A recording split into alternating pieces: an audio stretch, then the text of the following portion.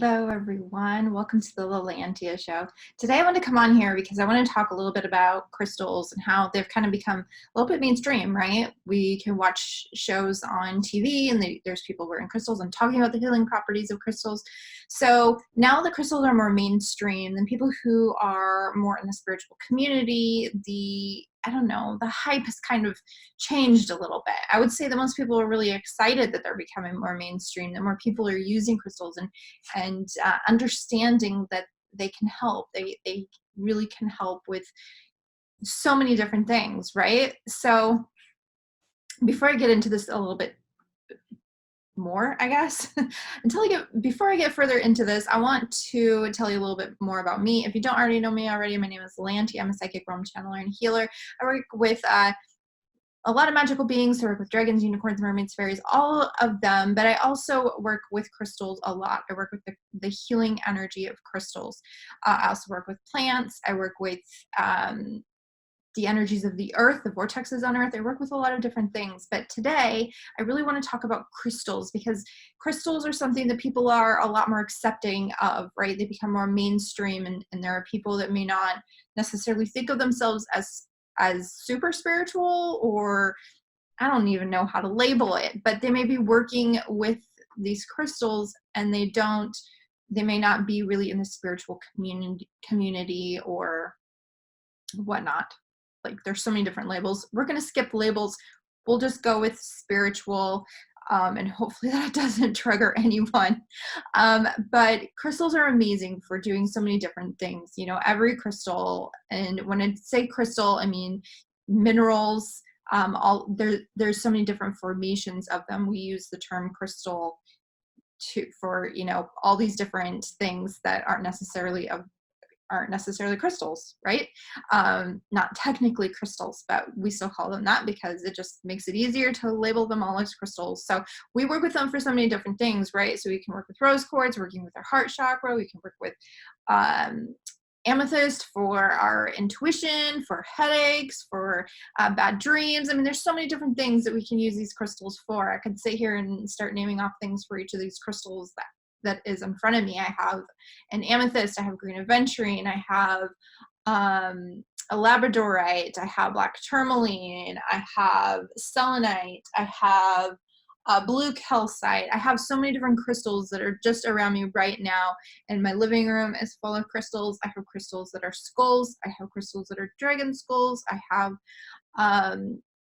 have loads and loads of crystals, and crystals are absolutely amazing.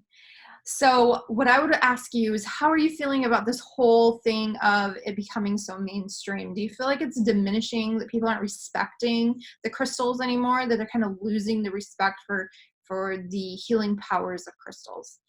I don't. There may be people that are, and I do think that sometimes we aren't treating the earth very well in the mining of these crystals, and that's why I think it's really important to learn to work with the energy of crystals without having the physical crystal itself.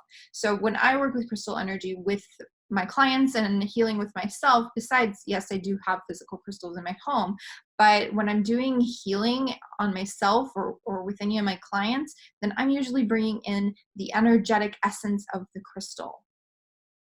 So what that means is that if we're putting up protection around that person and we're calling in black tourmaline, then we're calling in the energy of black tourmaline, asking for black tourmaline to come in and surround their energy, or whatever we happen to be doing. If we're working on heart chakra healing, oftentimes my guides, when I'm working with my guides or doing healing on a client, then they'll bring in this energy of rose quartz when we're doing stuff on the heart chakra. Sometimes they bring in malachite, sometimes they bring in something else, but oftentimes it's rose quartz, right? And then they bring that energy into the heart chakra. It expands through the heart chakra and helps with whatever they're working on healing at that time.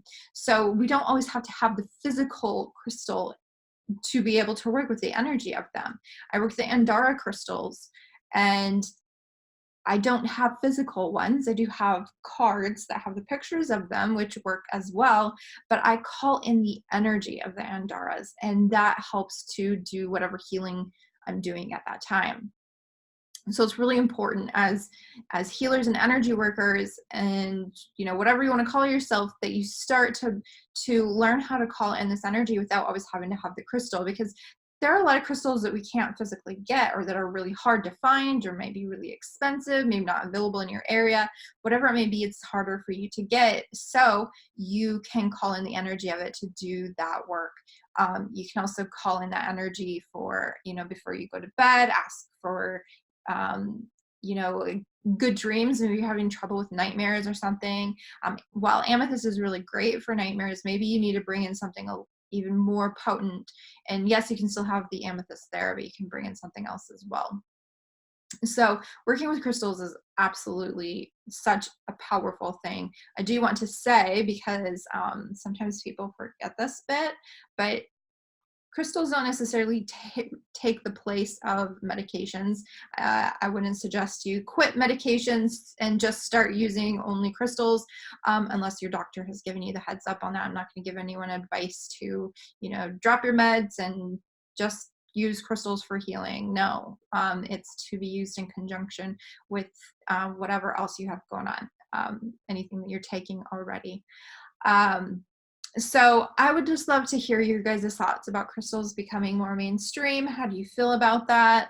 And where have you been seeing it more mainstream? I watched a show today. It was on a daytime talk show, I guess, and a guest on there talked about crystals, and you could tell that she was a little bit uncomfortable. She was a famous person, and she was talking about how she uses crystals for their healing properties, and that was in a book that she wrote.